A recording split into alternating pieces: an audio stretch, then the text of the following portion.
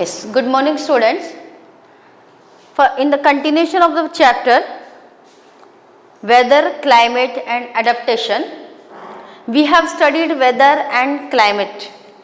We also have studied about the instruments which we use to measure the temperature, humidity, everything, even the rainfall also. Now the part adaptation. In that adaptation, we have studied that to adjust with the harsh conditions of the atmosphere, harsh conditions, severe condition, severe temperature, severe humidity, means the conditions in which it is very difficult for the organism to survive. ऐसी atmospheric condition जिसमें organism survive नहीं कर सकता, जिंदा नहीं रह सकता. In that case, what the organism do? Suppose if we are there and if we have the circumstances that we cannot go ahead with that circumstances, we are not able to cope up with that, we are not able to adjust with that situation, then in that case what we will do? Either we have to adjust according to the situation, जो भी है, जैसे भी situation है उसके according हमको adjust करना पड़ेगा, या तो फिर हमको वो चीज़ छोड़ देनी पड़ेगी कि यदि आप if you have some goal and to attain that goal, if you have to cross the obstacles, if you are able to cross the obstacles, जितनी भी परेशानी आपको आ रही है वो परेशानियों को सहन करके आगे जाने में आपको यदि कैपेबिलिटी है तो you go ahead, otherwise you leave that. So same here, adaptation means if the harsh conditions are there, if the temperature condition, if the temperature is so that animal organism cannot survive, then in that case what the organism will do? This organism, either that organism will migrate from that place, या तो वहाँ से migrate हो जाएगा, otherwise that organism has to adapt something, has to adapt the features, some habit, some new feature. That is the part of evolution. In that way evolution takes place. Whenever there is the harsh condition, whenever their atmosphere is not suit with the organism, it is not suitable for the organism, that time the organisms living in that harsh condition, the severe condition, they adapt themselves. They develop new features, they develop new habits, new feature, and in that way the evolution takes place. So for the adaptation, organisms adapt according to the situation. Now children, here we are living, here the climate is different, but when we go to the polar region, north में आप जाएंगे, polar region में आप जाएंगे, polar पोल जो है, north pole जो है, वहाँ पर आपको पता है पूरा टाइम वहाँ पर बर्फ रहती है. Most of the time there is a snowfall, अधिकतर टाइम वहाँ पर बारिश होती रहती है. और बारिश कौन सी है? स्नोफॉल. नदी में जो पानी बह रहा है, हमारे यहाँ पे नदी में पानी बहता है, वहाँ पर बर्फ बहती है, ग्लेशियर्स. सो आइस कैप्स, पोलर रीजन में जो है पूरा टाइम वहाँ पर स्नोफॉल होता रहता है, पूरा टाइम स्नो ही स्नो है. चारों तरफ आप जिधर देखेंगे उधर आपको सब वाइट वाइट कलर दिखेगा, and that is because of the snow. Now is it possible for us to live in that region? No, we can not survive there, but still the plantation is there, but still the plants are there, organisms are living there. So how those organisms living in polar region adjust themselves, how they have adapted themselves to live in that region where the temperature is below 0 degree, not only below 0 degree, it may be minus 37 degree. Can you imagine? minus 37 किसको बोलते हैं? इतने temperature condition में जहाँ पर zero के नीचे minus में टेम्परेचर है, उसमें जिंदा रहना, it is not so easy. It means that organism have adopted itself in such a way that it can survive in that conditions. So here in polar region children, the climate is extreme. Extreme climate means the temperature is below 0 degree, it is sometimes minus 37 and then below it, इससे भी कम होता है. And just no I said everywhere snow is there, मतलब सारा background जो है जैसे खेत में हम देखते थे कैसे हरा हरा दिखता है, वहाँ पर सारा बैकग्राउंड कैसा है, white, snow, everywhere snow is there. So what happened, that region near about for 6 months sometimes there is no sunrise. There is no sunrise मतलब ऐसा नहीं कि वहाँ पर सूर्य का उदय नहीं होता, but the climate is like that. वहाँ पर टेम्परेचर इतना कम है, जैसे हमारे यहाँ पर यदि 2-3 दिन बहुत ज़्यादा क्लाउड्स आ जाते तो हमको सूर्य के दर्शन नहीं होते. इसका मतलब ये नहीं कि सनराइज नहीं हुआ है, पर वी कैन नॉट सी. तो वहाँ पर नियर अबाउट 6 months तक ऐसा होता है कि ऐसा लगता है देयर इज नो सनराइज. और नेक्स्ट 6 months में तो ऐसा होता है कि वहाँ पोलर रीजन तक सूर्य पहुँचा ही नहीं है जैसे. So in such conditions when the temperature is -37 degrees Celsius, it is very cold, extreme climate, then how the organism live, how they adapt, what the features developed in that organisms. So the background is snowy, so the organism living in that area, bear, polar bear. The polar bear, if you see the polar bear, you might have seen the white thick fur on the body of the bear. उसकी body के ऊपर आपको मोटी सी skin दिखेगी जिसके ऊपर white colour के फर होते हैं. अब ये वाइट कलर के क्यों होते हैं fur, because the background is of snow, चारों तरफ बर्फ ही बर्फ है. अब मुझे बताओ यदि ये वाइट कलर का नहीं होगा और इसके फर दूसरे कलर के होंगे तो क्या होगा. एक एनिमल को खाने के लिए दूसरा एनिमल उसका पीछा तो करता ही है ना, शिकार करने वाले होते हैं ना, प्रेडेटर्स. तो इन केस यदि if the colour is not white then what will happen, this animal can be recognized by the predators. इसका जो शिकार करने वाले हैं वो उसको जल्दी से पहचान लेंगे.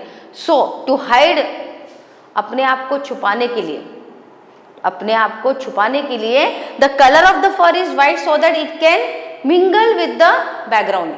जो बैकग्राउंड व्हाइट कलर का है उस व्हाइट कलर के साथ में इसके जो थिक फर जो है व्हाइट कलर के है, इसकी बॉडी का जो कलर है वो उसके साथ मिंगल हो जाता है.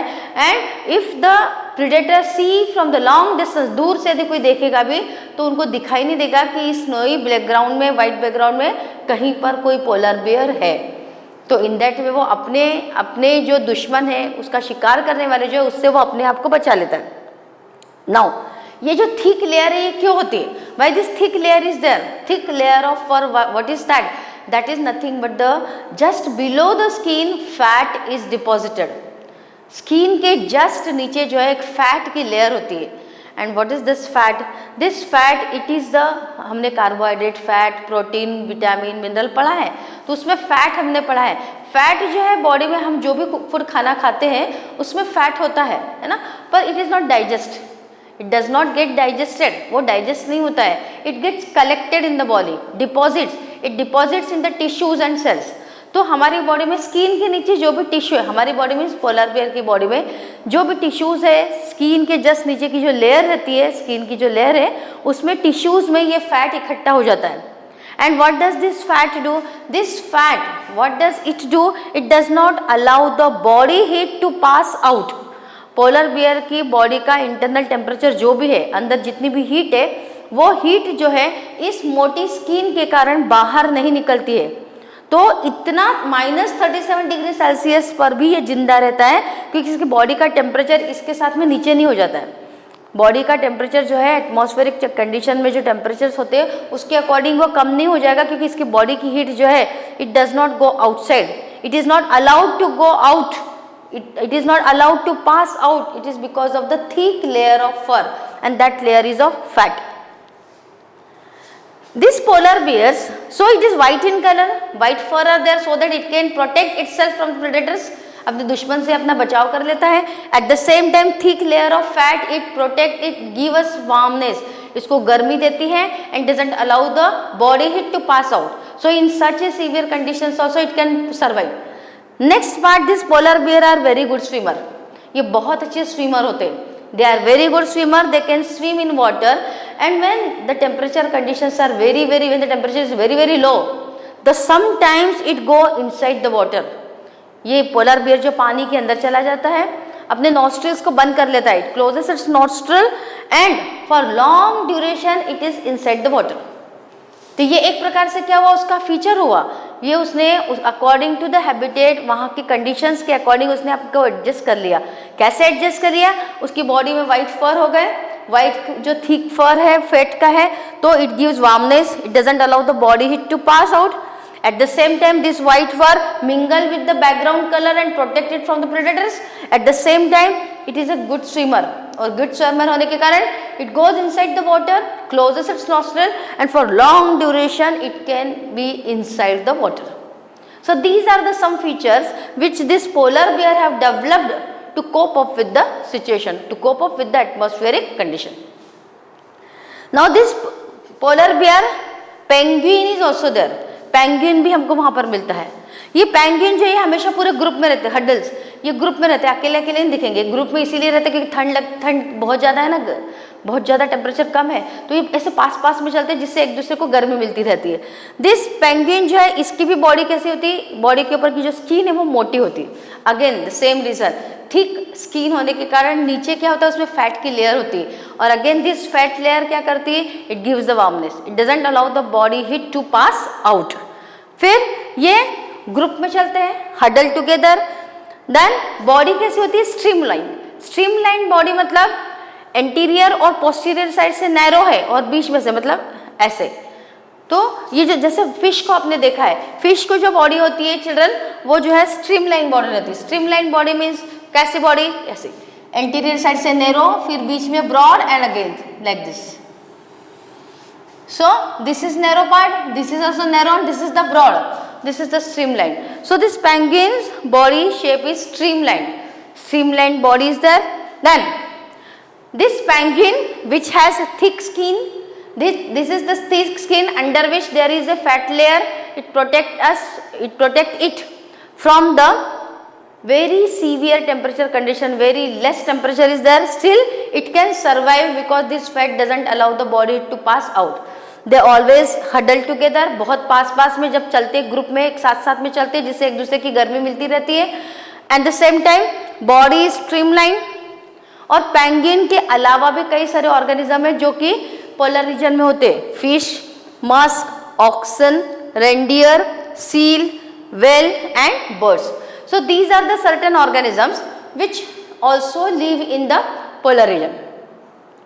So children, I have explained you about the polar region and the organisms living in the polar region. In that I have explained you about the polar bear and the penguin, how this polar bear adapt itself according to the condition of the atmosphere, how this penguin adapt, and still some birds are there which cannot survive according to the atmospheric condition because the temperature is very low, they cannot survive. So some of the birds, they migrate from the place, they leave the place for some time, for some duration they leave the place, they go at some other place, and just when the temperature conditions are again normal, they come back to the place. So some of them migrate also. So children, this is I have explained you about the polar bear and the penguin. So polar bear, the white fur is not easily visible in the snowy white background. तो white फर के कारण background snowy white है, तो ये इसका शिकार जो है इसको आसानी से देख नहीं सकता, तो कोई प्रेडेटर इसके पीछे नहीं लगेगा. Then it has a very strong sense of smell, इसका सेंस ऑफ स्मेल बहुत अच्छा होता है. It helps the bear to locate and catch its prey. Then it has long curved and sharp claws, इसके क्लॉज जो होते हैं वो लॉन्ग और शार्प होते हैं. This keeps it to walk on ice, बर्फ के ऊपर चलने के लिए इसके जो पैर जो होते हैं, पैरों के ऊपर जो पंजे होते हैं वो कैसे होते हैं, कर्व्ड होते हैं. Then it has a layer of fat under the skin, वो मैंने आपको बताया कि ये फैट जो है बॉडी की हीट को मेंटेन करके रखता है, doesn't allow it to pass out. Then it keep it warm in cold weather. It has 2 thick layers of fur. Its predator and prey are unable to see it. Because of this thick color, because of this layer, white fur, it cannot be seen by its predator. So this is children about the organisms, that is the polar bear which is living in the polar region and the penguin living in the polar region. At the same time the other organisms like fish, musk, oxen, reindeer, seal, whale and birds which are living in the polar region. Then children, something more about other animals living like this are, they migrate to warmer region, then winter sets in, they come back after the winter. जैसे मैंने आपको बताया कि कुछ organisms ऐसे, कुछ birds ऐसे हैं कि because of the very less temperature they migrate, they move from this place to the other place for some time. As the atmospheric conditions are good, they come back to the place. So some of them migrate also. So these are the organisms which have adapted themselves. They have developed the features, habitat in them so that they can survive, and those who cannot survive, they migrate for some period of time and they again come back to the place.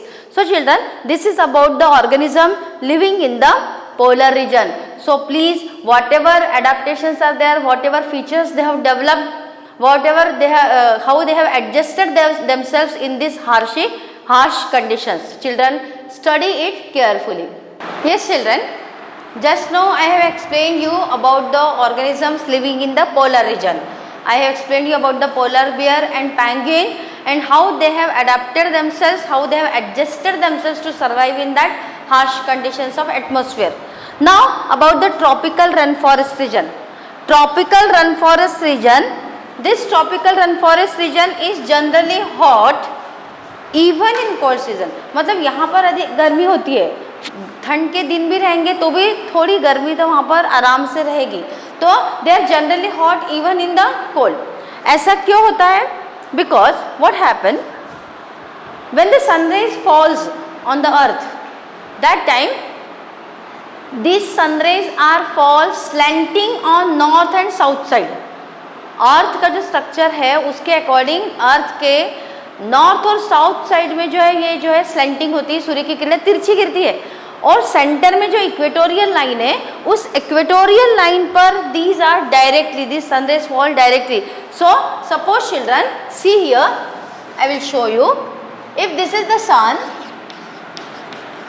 and if this is the earth, then what happened? This is the north pole and this is the south pole. So whenever this north and south pole, whenever this sun rays falls on it, on this place, north and south pole, this is the equatorial region. Here on this equatorial region, sun's rays falls directly, and here north and south side the sun rays are slanting, तिरछी.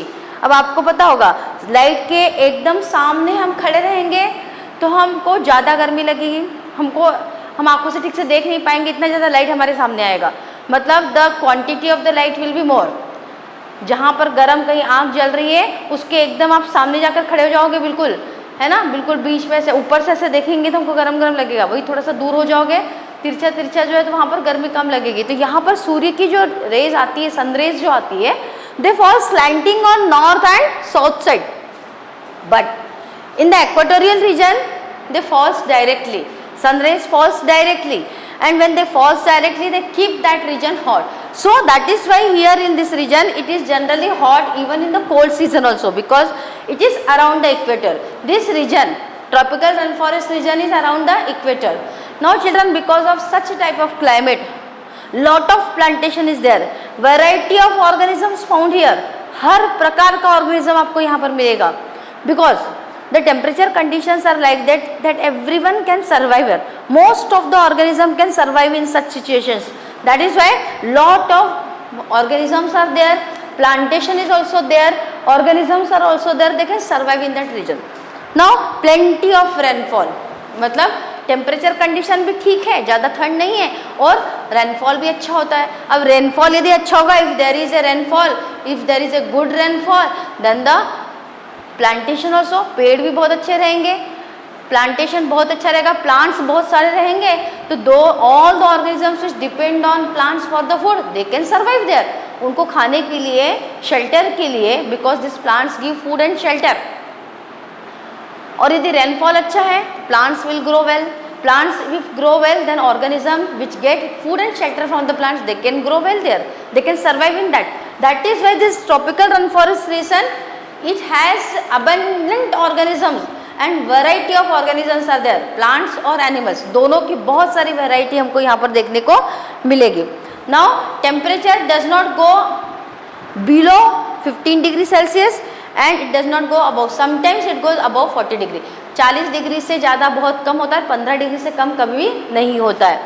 Now this tropical rainforest region means which places comes under it? Western Ghats, Assam, India, Asia, America, Africa, these are the regions which has this tropical rain forest region. इसीलिए हमारे जो India है, हमारे India में आपको कई सारे ऑर्गेनिजम्स, कई सारा प्लांटेशन मिलेगा, वेराइटी ऑफ ऑर्गेनिज्म, बायोडाइवर्सिटी जो है हमारे यहाँ की मेगा डाइवर्सिटी सेंटर में हमारे इंडिया का भी नाम है। मेगा डाइवर्सिटी सेंटर मतलब ऐसी प्लेस जहाँ पर varied variety of organisms are found, they can survive, they get their food and shelter from this place. So in that mega diversity centers are India is also there. So because of this temperature and climatic conditions and good rainfall. Now the organisms which found here are monkey, tigers, elephant, leopard, lizard. बहुत सारे organisms है, इससे भी ज़्यादा, ये तो मैंने बहुत कम लिखे हैं. बहुत सारे organisms यहाँ पर मिलेंगे. प्लांट और ऑर्गेनिज्म की वेरिड वेराइटी हमको मिलेगी. अब how this organisms can live, how they adjust themself, वो अपने आप को एडजस्ट कैसे करते हैं, तो they adopt themself. Some features they adopt, habitat, according to the habitat they adopt themself, they develop some features in the body and they survive in that. Now here red eyed frog, a frog. Frog मतलब बोलते से हमको पता है कि पानी के अंदर रहता है, ज़मीन में भी रहता है, ज़मीन में भी रह सकता है, पर हमने कभी ये नहीं सोचा है कि frog can live on can climb on the plants. पेड़ के ऊपर चढ़ सकता है क्या, ऐसा कभी सोचा है नहीं. But yes, red eyed frog adapted to live on tree.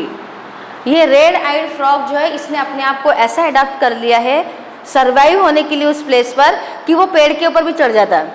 It can live on plant. So red eyed frog adapted to live on trees. तो उसके लिए उसने अपनी बॉडी में क्या फीचर डेवलप किए. It has sticky pads and long tail. तो ऐसी लंबी सी जैसी टेल होती है, उसमें स्टिकी पैड्स होते हैं, जिसके कारण जो है वो क्या करता है, it can live on plants, it can climb on plants and it can live on that plant also.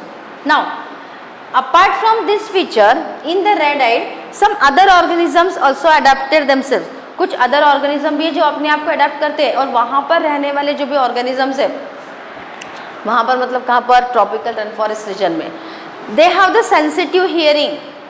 मतलब दूर से भी कहीं से उनको यदि आवाज़ आ जाती है, आहट भी जरा सी आती है कि देयर प्रेडेटर इज कमिंग, उनको मारने के लिए शिकार करने वाला कोई आ रहा है, तो उनको तुरंत समझ में आ जाता है. Sensitive hearing. शार्प आई साइट, दूर से दिख भी जाता है, दूर का सुनाई भी देता है कानों से, और दूर का दिख भी जाता है. तो they have sensitive hearing, sharp eyesight, at the same time thick skin. Skin भी कैसी होती है इनकी, थिक होती है. So these are the some features which are developed in the organisms which live in tropical rain forest region. Tropical rain forest region मतलब it is the region which is generally hot even in the cold. ठंड के दिनों में भी यहाँ पर गर्म होता है, because it is near the equator, it is around the equator. And why? Because on the equator always the sun rays falls directly on the equator, so the place is hot. In comparison with north and south, on the equatorial place sun rays falls directly, so it is hot. Plenty of rainfall is there. Because of plenty of rainfall and hot conditions, varied variety of organisms are found in this tropical rainforest region.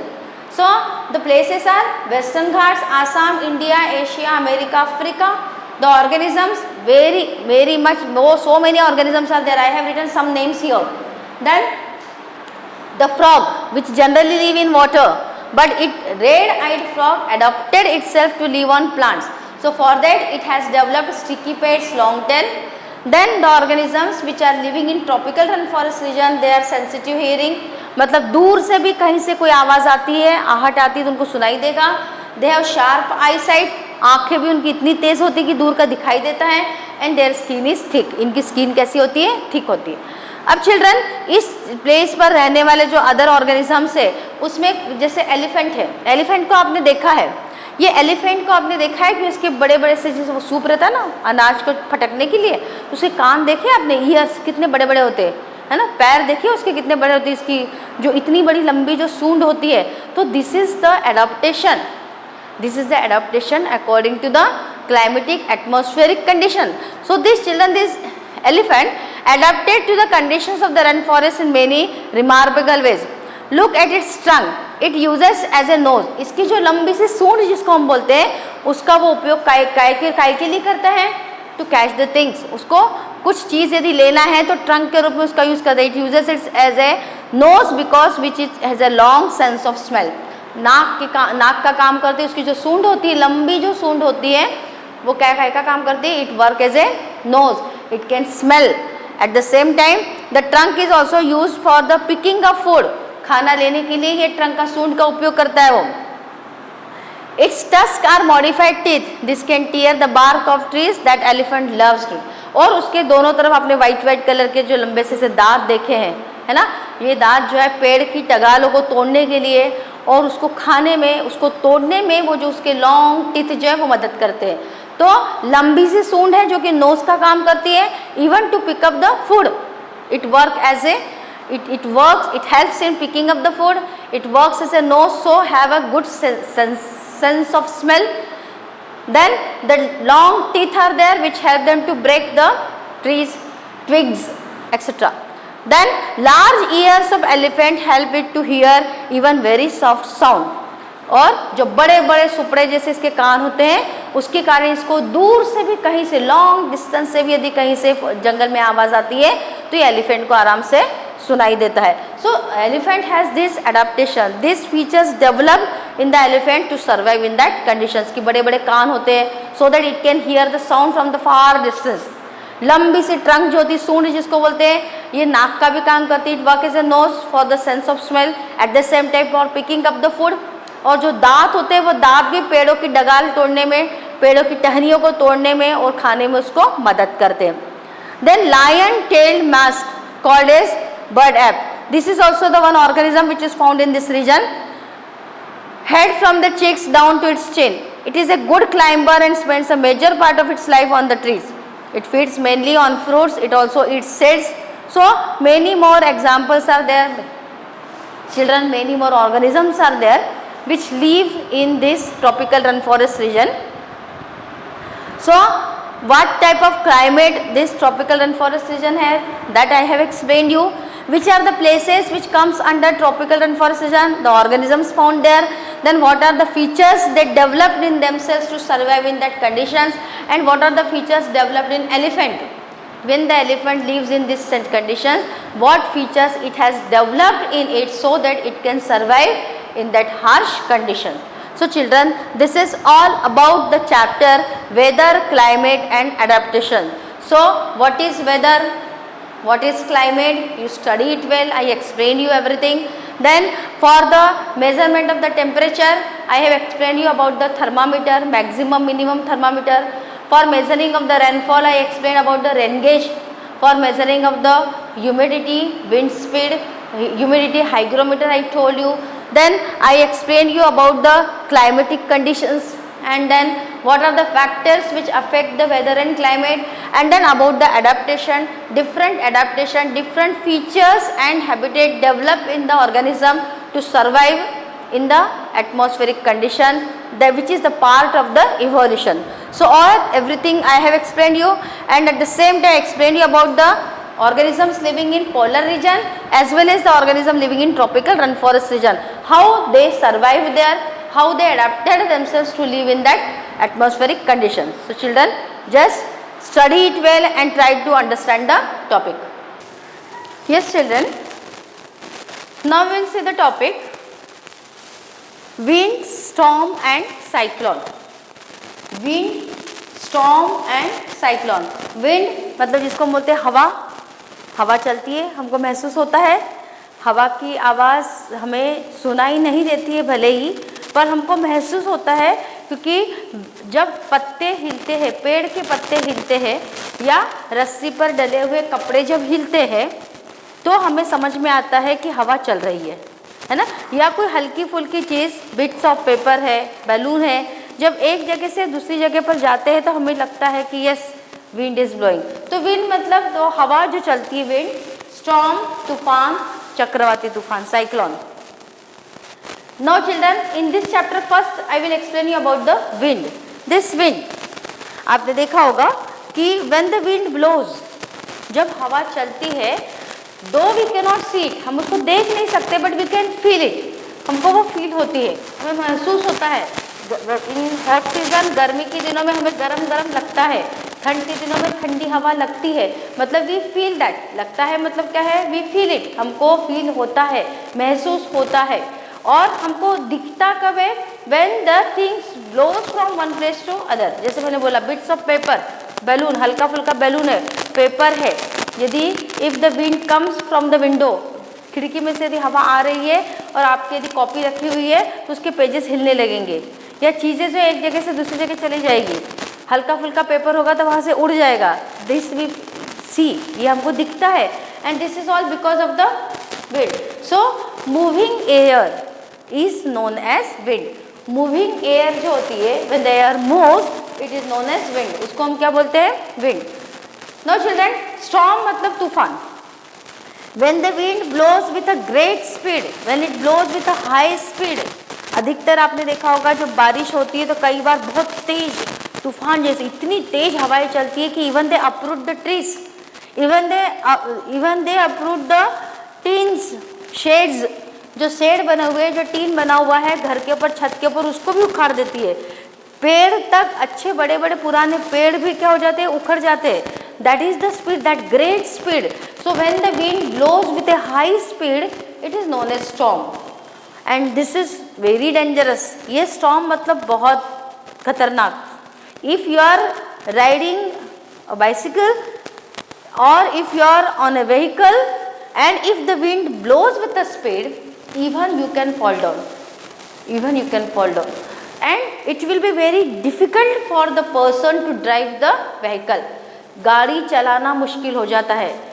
Even the big trees uproot, उखड़ जाते हैं। Tin shed जो है उखड़कर एक जगह से दूसरी जगह चले जाते हैं, इतनी हाई स्पीड होती है, विंड की स्पीड इतनी, और ये विंड की स्पीड जब बहुत ज़्यादा हाई होती है अपने साथ में dust, dirt, that also it takes, जो इसके रास्ते में आता है वो सारी चीज़ों को ये अपने साथ में लेते हुए जाती है। तो wind means normal, when air blows it is the wind, moving air is called wind, but when this wind blows with a great speed, with a high speed, it damages everything. even कभी कभी electricity के जो पोल है वो poles भी नीचे गिर जाते हैं, हमने देखा है, एक्सीडेंट तक हो जाता है, पोल्स गिर जाते हैं, ट्रीज गिर जाते हैं, कोई यदि वहाँ पे व्हीकल जा रहा है तो उसके ऊपर भी वो पेड़ गिर जाता है, very dangerous and lot of havoc it creates, बहुत ज़्यादा नुकसान भी होता है उससे।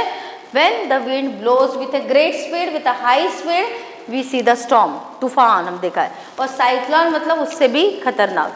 So children, here in this chapter we'll study. Now I will tell you something about this cyclone.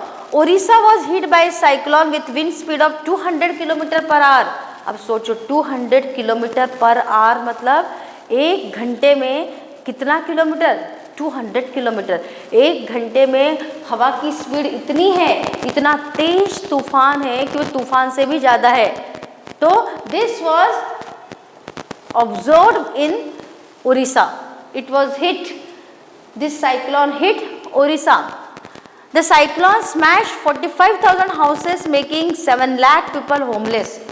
अब देखो कितने सारा नुकसान किया उसने, इसने कितने सारे, अभी मैंने बोला ना इतनी ग्रेट स्पीड होती है। अब देखो 200 किलोमीटर पर आवर, एक घंटे में ये 200 किलोमीटर तक जाता है, इतनी तेज़ है कि छोटे मोटे जो घर होते हैं जो कि कच्चे सीमेंट बने हुए हैं, मिट्टी से बने हुए हैं, तो ये घर भी उखड़ जाते हैं, छत उखड़ जाती है, पेड़ उखड़ जाते हैं, सब कुछ तहस नहस। It is very dangerous really, it creates a lot of danger, it is dangerous at well as it creates lots of trouble for the people also. The same year, a second cyclone with wind speed of 260 km per hour hit Orissa again. It was accompanied by water waves about 9 meter high. 9 metre high water waves, समुद्र में जो लहरें चलती है, जो waves रहती है, वो कितनी मीटर? आधा मीटर, सेंटीमीटर में नहीं, सीधा मीटर, वो भी कितनी? 9 मीटर। आप सोच सकते हैं 9 मीटर मतलब कितनी ऊंची, हाँ 9 मीटर मतलब वो कितना, इतनी हाइट तक की वेव्स जो है उसमें प्रोड्यूस हुई, किसमें? समुद्र में। Thousands of people lost their lives, property worth crores of rupees was destroyed. लाखों की, करोड़ों की प्रॉपर्टी जो है लोगों की तहस नहस हो गई, बर्बाद हो गई, because of the cyclones which hit Odisha. Now children, this wind, what I explain, moving air is known as wind, and when this wind blows with a high speed then it is known as storm. हम उसको क्या बोलते हैं? Storm बोलते हैं। अब एक activity है चिल्ड्रन कि व्हेन यू टेक ए केन, एक केन लेना है, उसमें पानी भरना है और उस पानी को गर्म करना है। जब आप उसको पानी को गर्म करेंगे तो उसके अंदर उसकी वाटर वेपर भी रहेगी, ये केन भी गर्म हो जाएगी और इसके अंदर का पानी भी क्या हो जाएगा, गर्म हो जाएगा। तो heat the can on a candle flame till the water boils, let the water boil for a few minutes, blow out the candle, immediately put the lid tightly on the can. तो आपने जैसे ही इसमें पानी को गर्म किया है, पानी गर्म हो जाएगा, उसकी वाटर वेपर उसके अंदर है, और जैसे ही आपने इसको गर्म करना शुरू कर दिया, तुरंत इस गरम केन को, ये गर्म तो हो जाएगी, इसको आप तुरंत जो है नल के नीचे रख दो, मतलब उसके ऊपर तुरंत क्या डालना है आपको, कोल्ड वाटर, ठंडा पानी डालना है। आप जैसे ही इस गरम केन के ऊपर ठंडा पानी डालेंगे तो ये कैसे हो जाएगी, इट विल डिस्टॉर्ट, इसका शेप क्या हो जाएगा, चेंज हो जाएगा। अभी जो इसका शेप दिख रहा है, करना क्या है, आपको एक बॉटल लेना है, बॉटल के अंदर पानी भरना है, पानी भरकर उसको गर्म करना है। उस बॉटल को लेकर उसमें जब गर्म पानी डालेंगे, जब पानी गर्म हो जाएगा, जब वो उबलने लग जाएगा, आपको पता है when the water boils it will convert into vapour. तो यहाँ पर वेपर है, वाटर वेपर भी है, वाटर वेपर है और ये गर्म है। आप जैसे ही उसके ऊपर तुरंत ठंडा पानी, जब ठंडी होने के बाद नहीं, बॉटल को ठंडा नहीं करना है, गर्म बॉटल के ऊपर ही आपको ठंडा पानी डालना है। जैसे ही आप इसके ऊपर ठंडा पानी डालेंगे तो इसका शेप क्या हो जाएगा, चेंज हो जाएगा, डिस्टॉर्टेड। वैसे ही आपने देखा होगा कि गरम कोई भी चीज़ गरम होती है, उसके ऊपर एकदम आप पानी डालते हैं तो अचानक से एकदम टेम्परेचर क्या हो जाता है, डाउन हो जाता है, उसका टेम्परेचर क्या हो जाएगा, एकदम डाउन हो जाएगा। So here same thing has takes place, when it is hot it has vapour and when we pour the cold water its shape distorted, इसका शेप क्या हो जाएगा, ये चपटी हो जाएगी, इसका शेप पूरा बदल जाएगा। If you can not gate A tin can you can get A soft plastic bottle. यदि आपके पास टीन की कैन नहीं है तो प्लास्टिक की बॉटल भी ले सकते हैं। प्लास्टिक की बॉटल लो, उसमें गरम उबालता हुआ पानी डाल दो और तुरंत उसको आप नल के नीचे रखो, ठंडा पानी उसके ऊपर डालो, उसका शेप एकदम चेंज हो जाएगा। Recall now some of your experiences. When you fly a kite, does the wind coming from your back help? तो अब जैसे ये एक एग्जाम्पल दिया, दूसरा एग्जाम्पल आपने देखा होगा, जब हवा चलती है, यदि the direction in which the wind is blowing, जिस डायरेक्शन में हवा चल रही है, यदि हम उसकी डायरेक्शन में चलते हैं तो if you are cycling, if you are riding the cycle, आपको ज़्यादा प्रेशर नहीं लगाना पड़ेगा। जैसे पानी भी है, पानी जिस डायरेक्शन में रहता है आप उस डायरेक्शन में स्विमिंग करेंगे तो आपको ज़्यादा प्रेशर नहीं लगाना पड़ेगा। तो वैसे ही if you are going in the direction of the wind you don't have to exert the pressure, पर जब आप अपोजिट डायरेक्शन में जाएंगे तो आपको प्रेशर लगाना पड़ेगा। हवा, if the wind is blowing from east to west and if you are moving from east to west you don't have to exert a pressure, but when you are moving from west to east in the just opposite direction of the wind coming then you have to exert, आपको ज़्यादा pressure लगाना पड़ेगा, आपको work ज़्यादा करना पड़ेगा। तो वैसे ही हवा यदि चल रही है, आप यदि पतंग उड़ा रहे हैं तो उस डायरेक्शन में यदि आप पतंग उड़ाएंगे तो पतंग आपकी उड़ेगी, अदरवाइज आपको उसको उड़ाने के लिए प्रेशर लगाना पड़ेगा। So do you find it difficult to ride a bicycle against the direction of the wind? ये आपने देखा होगा कि यदि आप विंड की डायरेक्शन में साइकिल नहीं चला रहे हैं तो आपको ज़्यादा प्रेशर लगाना पड़ेगा, आगे बढ़ने के लिए आपको प्रेशर लगाना पड़ेगा। You know that we have to fill air into the bicycle tube to keep it tight, ये भी आपको पता है। जब हम साइकिल चला रहे हैं तो उसके पहिए में हमको हवा भरनी पड़ती है, जब उसके पहिए में हम हवा भरते हैं वो गर्म हो जाता है। हवा जैसे ही भरते हैं तो बिकॉज हम उसमें हवा भर रहे हैं तो वो गर्म भी हो जाएगा, साइकिल का पहिया साइकिल अच्छे से चलेगी जब उसमें हवा होगी। तो कई बार जब हम हवा ज़्यादा भर देते हैं, जब हवा ज़्यादा भर देंगे तो ट्यूब गर्म हो जाएगा और गर्म होने से तो एकदम क्या हो जाएगा, बस्ट हो जाएगा, इट विल बस्ट। ओवरलोड से, ओवर फीलिंग से क्या हो जाएगा, वो फट जाएगा। तो all these experiences shows that the air exerts pressure. इसका मतलब ये हुआ कि एयर जो है it exerts the pressure, air exerts the pressure मतलब हवा जो है दबाव बनाती है। हवा दबाव बनाती है इसलिए तो when you keep the books और bits of paper in the way from where the wind is coming, the direction of the wind, that bits of paper will be blown away, वो भी उड़ जाएंगे, हवा के साथ साथ उड़ जाएंगे। मतलब हवा उसके ऊपर प्रेशर लगाती है, उसको पुश करती है, it pushes the things and that is why the things blow, इसलिए तो उड़ती है। यदि यहाँ पर बैलून रखा हुआ है और यदि if the wind is blowing the balloon will be carried by the current of the air, so it means that it exert the pressure on the thing. वैसे यहाँ पर एक और एग्जाम्पल है, एक और एक्टिविटी है, that also I will explain you. But before that, let us now try to explain why the cane gets distorted. As water is poured over the cane, some steam in the cane condenses into water. क्या हुआ यहाँ पर इस case में जिसमें हमने केन में गरम गरम पानी, उबलता हुआ पानी है इसके अंदर, उबलता हुआ पानी होने के कारण इसमें वाटर वेपर है जो कि गर्म है। जैसे ही इस गर्म केन के ऊपर इसके अंदर उबलता हुआ पानी, उसमें आपने जैसे ही आपने तुरंत ठंडा पानी डाला, तो ठंडा पानी डालने के कारण क्या हुआ, अंदर की जो गर्म हवा है, हॉट एयर है, वो तुरंत कंडेंस हो गई। और वो तुरंत कंडेंस होने के कारण क्या हुआ, जितनी जगह अभी एयर ने यहाँ पर ली थी, आपको पता है when the air is hot it is light, ये हल्की फुल्की हो जाती है, इसको एयर को ज़्यादा जगह लगती है, एयर ऑक्यूपाइज द स्पेस, उसको प्लेस ज़्यादा लगती है। तो जब ये स्टीम उसके अंदर जब थी तो उसने प्लेस ले लिया, जैसे ही आपने उसके ऊपर ठंडा पानी डाला तो ठंडा पानी डालने से क्या हुआ, कंडेंस हो गई। जैसे ही कंडेंस हो गई उसका स्पेस कम हो गया और ये बॉटल का शेप क्या हो गया, चेंज हो गया। तो you can condense into water reducing the amount of air inside and the pressure of air inside the can decreases than the pressure exerted by the air from the outside। तो बाहर से जितना pressure है exert किया है उसके comparison में अंदर एयर का प्रेशर क्या हो गया, कम हो गया, और इसलिए बॉटल का शेप क्या हो जाता है, चेंज हो जाता है। मतलब अंदर गर्म हवा होने से वो फैली हुई है, जैसे ही उसमें आपने ठंडा पानी डाला है तो एयर जो है वाटर वेपर कंडेंस हो गई, वाटर वेपर जैसे ही कंडेंस हो गई तो उसकी स्पेस कम हो गई, जैसे ही स्पेस कम हो गई एयर की प्रेशर अंदर कम हो गया और बाहर से एयर का प्रेशर ज़्यादा है, तो ये बॉटल क्या हो जाती, डिस्टॉर्टेड हो जाती। One more example children, see here, एक बॉटल लेना है और बॉटल के अंदर उसके जस्ट बॉटल का जो माउथ है वहाँ पर आपको कुछ बिट्स ऑफ पेपर रखना है।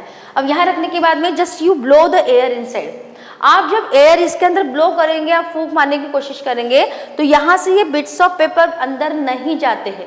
ये अंदर क्यों नहीं जाएंगे, क्योंकि जब आप यहाँ से एयर ब्लो करेंगे तो आप जो प्रेशर लगा रहे हैं हाई स्पीड, उसकी स्पीड तो हाई है, आपने जो एयर ब्लो कर रहे हैं उसकी स्पीड क्या है, ज़्यादा है, but when the speed is high the pressure is low। when the wind blows with a great speed it exerts less pressure। जितनी ज़्यादा तेज स्पीड रहेगी विंड की उतना प्रेशर क्या होगा, कम होगा। तो यहाँ पर क्या होता है, जब आप हवा यहाँ पे अंदर भरते हैं तो विंड की स्पीड, यहाँ पर आपने स्पीड से विंड डाल रहे हैं अंदर, ब्लो कर रहे हैं एयर को, प्रेशर कम हो जाएगा। यहाँ के कंपैरिजन में यहाँ पर अंदर प्रेशर ज़्यादा है, एयर का प्रेशर यहाँ अंदर ज़्यादा है, यहाँ पर प्रेशर कम हो गया है, और यहाँ प्रेशर ज़्यादा होने से ये जो है इस बिट्स ऑफ पेपर को अंदर आने नहीं देता है। So when crumple a small piece of paper into a ball size smaller than the mouth of the empty bottle, hold the empty bottle on its side and place the paper ball just inside the mouth। Now try to blow on a ball to force it into bottle। Try the activities with bottles of different size, challenge your friend। So what happened when you blow it, when we blow into the mouth of the bottle the air near the mouth has higher speed, this decreases the pressure। अभी मैंने बताया जब आप यहाँ से हवा, अपने मुंह से हवा अंदर डालेंगे तो एयर, जो हवा आपने डाली है उसकी स्पीड ज़्यादा है, तो हवा की स्पीड जैसे ही विंड की स्पीड ज़्यादा हुई प्रेशर क्या हो जाता है, एयर का प्रेशर क्या हो जाता है, कम हो जाता है। एयर का प्रेशर कम हो जाएगा तो यहाँ पे एयर का प्रेशर कम है और यहाँ अंदर एयर का प्रेशर ज़्यादा हो जाता है, और यहाँ प्रेशर ज़्यादा होने के कारण ये बिट्स ऑफ पेपर बॉल जो भी है यहीं रह जाएगी, अंदर तक नहीं जाएगी।